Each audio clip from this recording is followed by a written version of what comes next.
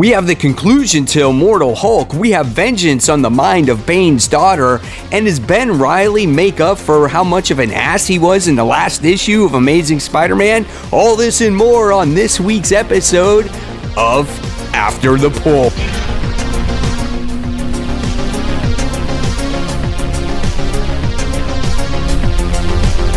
Hey, all my webheads out there, welcome back to Comic Book Corner 2.0. And fans, I am your host, Mike Spider Slayer, always helping you make decisions on what comic books to buy. And today, guys, I am bringing you another episode of After the Pull. That's right, guys. This is the video series where each and every week I take 6 of my most anticipated comic books that I was looking forward to reading, and I see if they actually live up to the hype. So, guys, welcome back if you are a long-time watcher of this channel, and welcome to all the new viewers out there. And before we get started, everybody, please, if you want to help support the channel, just go ahead and hit that join button right there on my home screen. Guys, it does help support the channel, like I said, and then it does give you, the viewers, some extra perks. All right, guys, so without further ado, let's get started with this week's episode of After the Pull.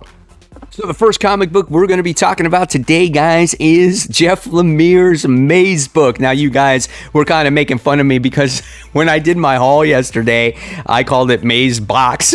And I'm like, oh my God. And I didn't even realize that until after the fact. However, this is called Maze Book by Jeff Lemire.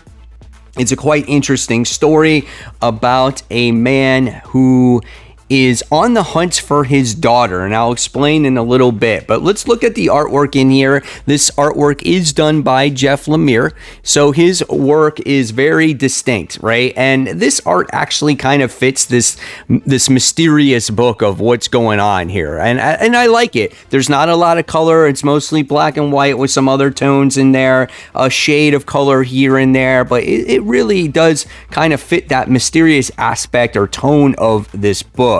So what's going on in this book? What's this story about? So we got this main character here. He is just at a loss because it's been 10 years since, his daughter died, and we wind up finding out at the last issue, he winds up getting a phone call at 3:12 in the morning, and supposedly he thinks it's his daughter who is stuck in the middle of a maze. Now, in this issue, you get the explanation from the father about how much his daughter loved mazes ever since she was a little girl, all the way up until she was much older. Even right before she died, the father wound up going after maze books and her trying to solve them, right? And so in this issue, we get to see a little bit more of the hardship of our main character as he goes to his ex-wife, and it caused them to get this divorce over this whole death of the daughter thing. And he tries to get, past mazes to find clues because he is insistent that it was his daughter that called him the night before. So in this comic book, we wind up seeing that he's waiting for a phone call. No phone call, and he thinks he's crazy. He winds up having a dream, and we wind up finding out that in his head that the maze is the actual city that he's living in, and that's where his daughter is at. Pretty weird stuff. It is so mysterious. I have more questions now than I ever did before when it comes to this comic book, because if she supposedly died, how is she reaching out to him? And what's going on in his brain? Is this truly all a dream? We don't know. Is this some kind of supernatural thing? Who knows? But you got to feel for our main character in this comic book because his wife thinks he's going crazy. He got divorced because of this whole situation while his wife has moved on. It's a kind of a really sad story, but I'm rooting for the main character. I want him to find his daughter. So I definitely, if you can find the first issue, again, I say definitely pick this book up. Very interesting story here from Jeff Lemire. I think his storytelling is so good on so many levels. So definitely recommend Maze Book. Comic book number 2 that we're talking about this week, guys, is going to Justice League Last Ride. This is issue 6. After reading this issue, there is another issue. I made it a thing saying I can never remember how many issues this story actually has. I think it's 7. I think that's where we're going at here. So Justice League Last Ride by Chip Zdarsky is such an awesome book. This is always the Justice League that we want when you're reading Justice League, not the stuff that Brian Michael Bendis is currently putting out. It's pathetic, right? But this book is so good. Now, let's take a look at the artwork in this book. Check out Green Lantern Darkseid. Like, how awesome is that, right? It's so good. The action is really good. We have like Brainiac, Cyborg Superman in this title as well. You get Lobo in this book. There's so many different characters. Superman looks good. It is such an awesome read, and it's such a visual treat to look at. The energy is just so good in this book. So what happens in this story? Well, you get a lot of stuff that happens, right? You get Darkseid possesses Hal Jordan, so Darkseid can get possession of Oa and actually bring Apocalypse back to life. And in this book, we wind up finding out that Lobo got paid to lure the Justice League to bring them to Apocalypse so Apocalypse can become this thing once again. It is so awesome. You wind up getting to see parademons as, you know, a Green Lantern form, like constructs, which was super cool. I really enjoyed that. And just some of the fight scenes were really good in here. But here's what Apocalypse looks like once he brings it back to life again. I thought that was awesome. But here's some of the parademons also. So that was neat. But the whole little twist with Lobo bringing the Justice League to Apocalypse to bring it back to life again was something I totally did not expect in this book. Again, all the battles were really good. I loved Batman's interactions with all the other Justice League because he totally feels that no other Justice League members are going to die here today. We're going to stop Darkseid at all costs. And you wind up seeing Batman pay off Lobo to actually join the Justice League and to be like, okay, you're going to join us now that we found out the plan and everything that's going on. And he winds up paying him all kinds of money, which was super cool. And they wind up starting off this crazy ass battle that winds up going on in this issue.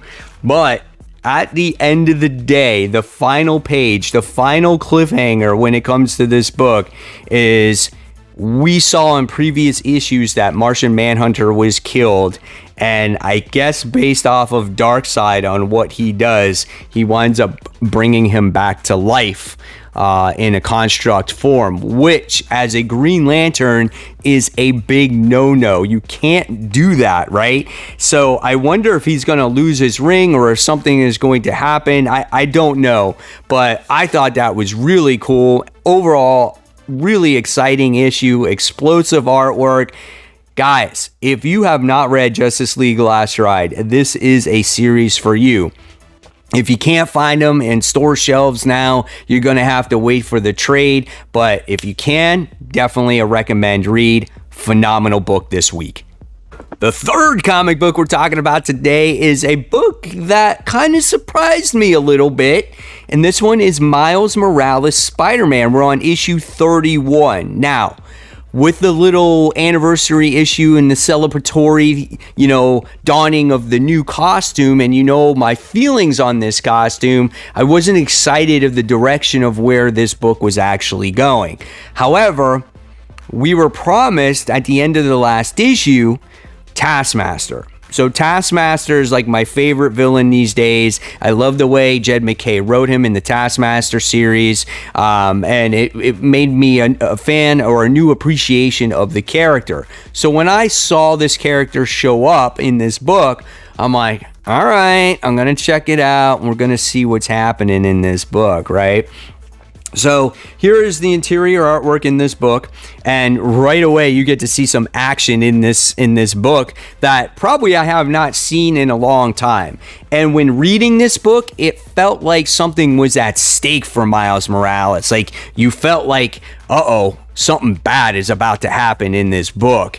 And you're just turning the pages and waiting and waiting and waiting. However, it didn't quite happen the way I wanted, but still it was an entertaining read. So what happened in this issue? So in this issue, we wind up getting to see his little girlfriend. Is it Starling? I always forget her name. Or Tiana, I think is her name, which is the Vulture's granddaughter, right? And they're having a date on the rooftops. They're eating pizza and they're flirting with each other and they're doing all this crazy stuff. Then all of a sudden, Miles' spider sense winds up going off, and then there's this arrow that comes through the sky, and it like slices Miles' arm. And you're like, oh shit, did they actually kill off the girlfriend? And actually, that's what I was hoping for.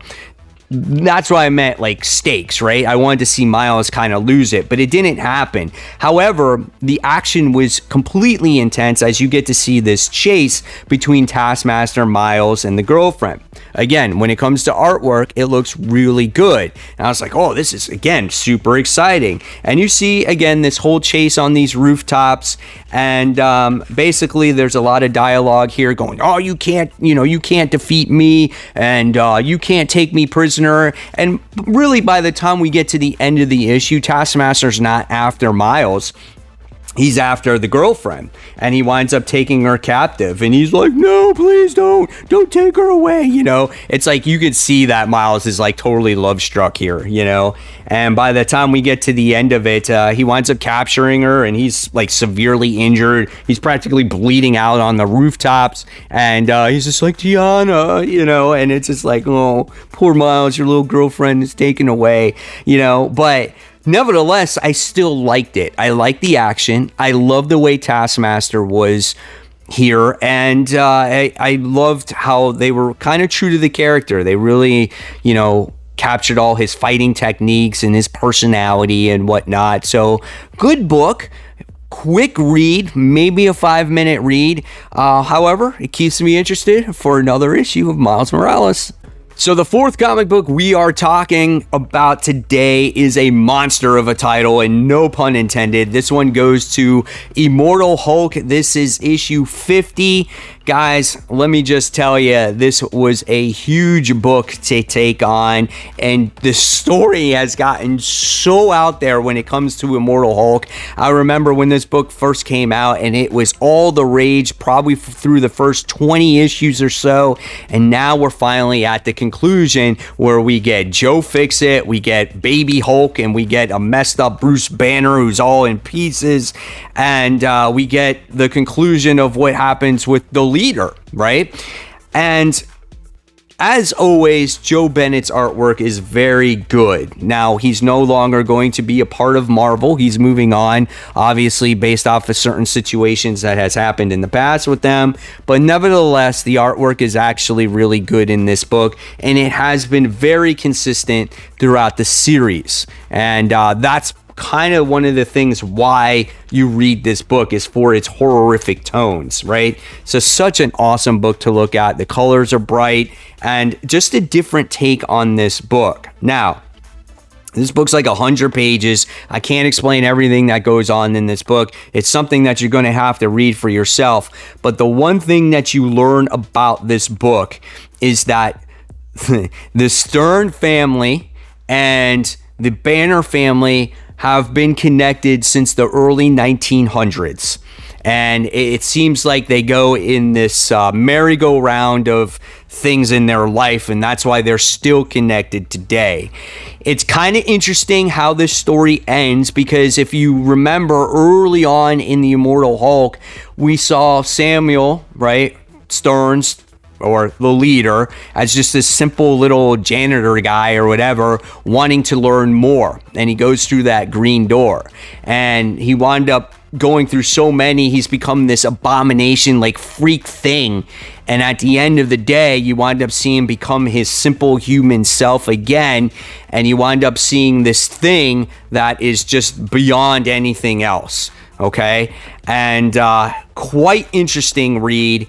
It does it sets everything up to the point where Hulk is no longer immortal, I guess. It's just Hulk. He's Bruce Banner. He's back, and he's got the other personalities of the Hulk inside him. So, quite interesting story. The Fantastic Four are involved. If you've read Immortal Hulk this entire run, you're going to have to read this to get that conclusion, to appreciate this. Now, the one thing I can also recommend when it comes to the Immortal Hulk is when a collected edition comes out or omnibus, I bet this reads really well in that version because there's still story threads going on in this book ever since issue 1. And you kind of want to go back and find out, okay, did this happen? When did this happen? And it's just accumulation of things throughout the entire run. So overall, I thought this book was actually really good. Did not see the whole history of the leader and the Banner family going back that long. So that was a nice twist.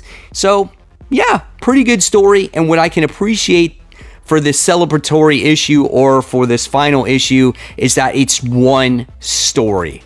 And that's what's awesome. So I definitely recommend this. Can't wait for the collected edition. Okay, the next 2 books that we're going to be talking about are really good books.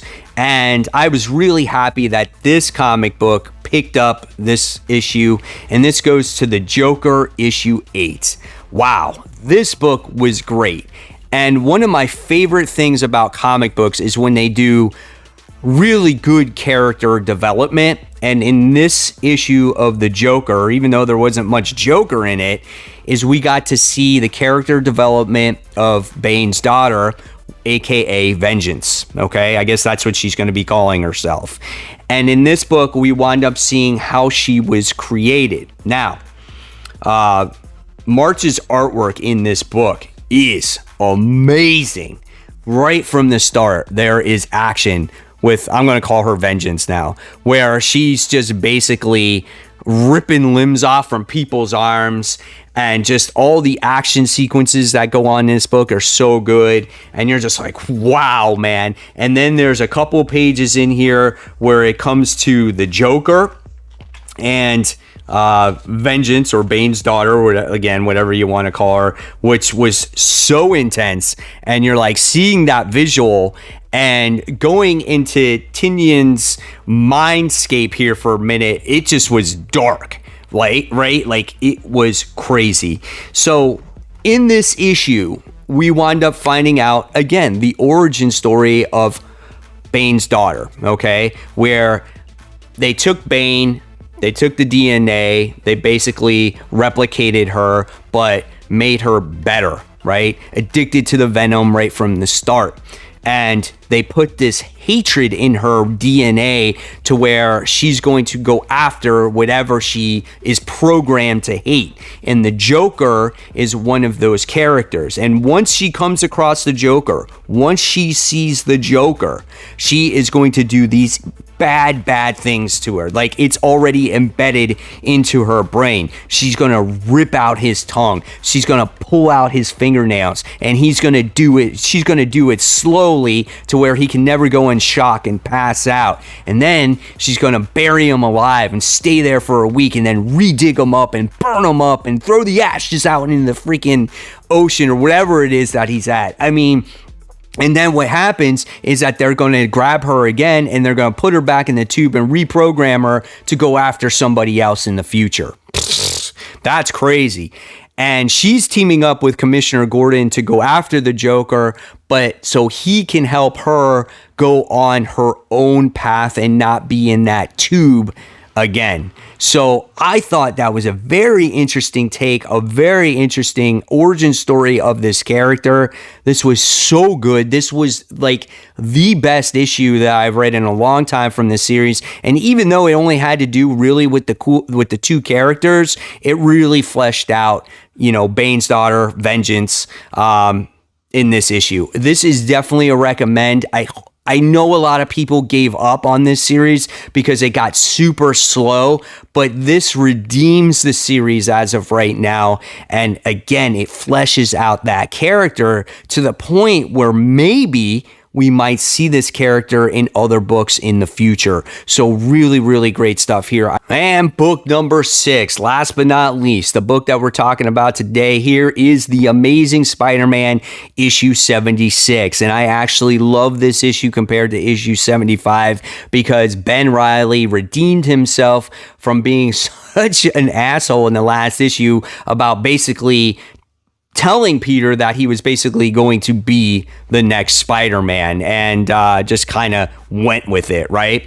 So in this issue, which the artwork is still really good by Patrick Gleason in here, I love the way Ben Reilly looks in this. You know, I know some people are not fond of the costume or the logo not being centered, but for some reason I like it. I do like the facial expressions, but look at the dynamic poses here with Spider-Man. It's just so cool, man. It's so awesome, and I really enjoyed this book when looking at it. But this story was actually really good and kind of touching, and you couldn't help feel for all the characters in this book, whether it was Ben Reilly, Aunt May, Peter, and Mary Jane, right? So Mary Jane and Ben Reilly come face to face to each other, and she's kind of like, oh my God, what did you do, Ben? And he obviously felt really bad at what happened with the battle on UFOs and Empire State University. Aunt May gets the phone call.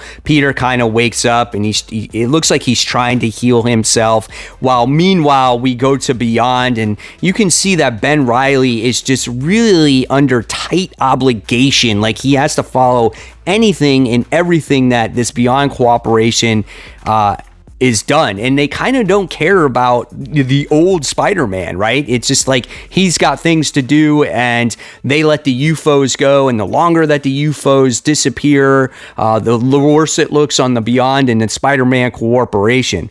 But Ben Reilly makes it this thing to go to Peter, and he feels horrible about it, and he goes, you know, forget about what happened before. He's like, I just sounded like pretty much an asshole. And now what I'm asking for is I'm asking for your permission. I am asking for your blessing to be Spider-Man. And Parker knows that he's laid up for a while. And he's like, you know what? You can be Spider-Man. He went through the reasonings in his head, and he realizes that as hard as it is for Peter, it's even harder for Ben because he knows he's that clone, and he's still trying to find that identity to try to be his own person. So Spider-Man knows that he's out of commission, or Peter knows that he's commissioned. He gives him his blessing.